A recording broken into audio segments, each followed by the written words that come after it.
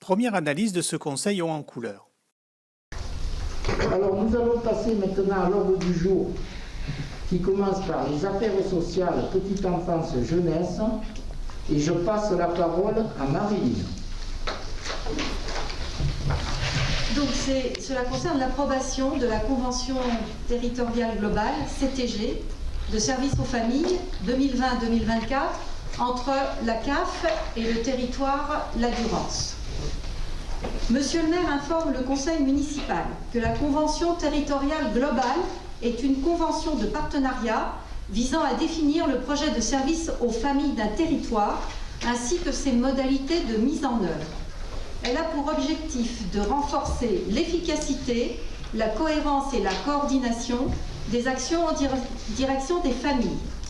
Elle se concrétise par la signature d'un accord cadre entre la Caisse d'allocation familiale, CAF, et le territoire dénommé La Durance, représenté par les communes de Jouques, La Roque-d'Enterron, le Puy-Saint-Préparade, Mérargues, Pérols en Provence, Rognes et Saint-Paul-les-Durances, des Bouches-du-Rhône et les communes précitées regroupant le territoire La Durance.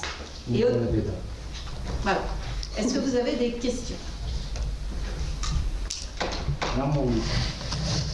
Deuxième élément, signer une convention avec ces villages amis, certes, ne sont pas une mauvaise chose, je le disais, mais la zone que vous avez acceptée, sous recommandation de la Caisse, Madame l'adjointe, n'est pas judicieuse.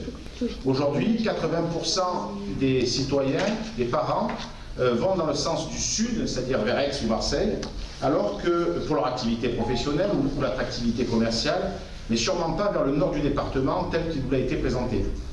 Donc je pense que cette signature, nous pensons que cette signature de cette convention va engager notre village dans une option contraire aux intérêts de nos enfants, d'abord, en les éloignant de leur domicile. Il faudra peut-être tenir compte du centre aéré de Jouques ou de la crèche de Mérargues ou de Saint-Paul-les-Durances. Je crois que c'est à l'inverse de la favorisation des dynamiques citoyennes et du service rendu aux familles, comme vous l'avez dit.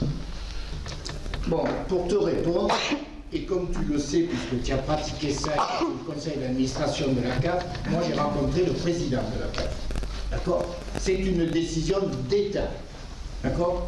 De regrouper par bassin. Donc moi, je suis maire d'une commune, j'applique les décisions d'État. Ça s'arrête là pour ce soir. Nous croyons à tort le maire, car voici un échange avec la précédente adjointe au scolaire qui nous montre ce qui s'est réellement passé. Comme vous pouvez le lire, au cours de la discussion, il est apparu que les habitants de notre commune sont plutôt tournés vers un autre regroupement, qui est celui des communes de Saint-Cana, dont nous partageons le collège, Lambesque, Aiguille et actuellement Coudou, qui a demandé à être rattaché à un autre regroupement, également pour des raisons de proximité. La CAF 13 est tout à fait d'accord pour étudier une modification concernant notre rattachement. Rien n'est encore figé quant à la constitution de ces regroupements, mais a besoin d'une réponse rapide. La réponse du maire est éloquente. Restons sur la proposition faite. Je suis en très bonne relation avec ces communes de taille identique pour la plupart à Rognes.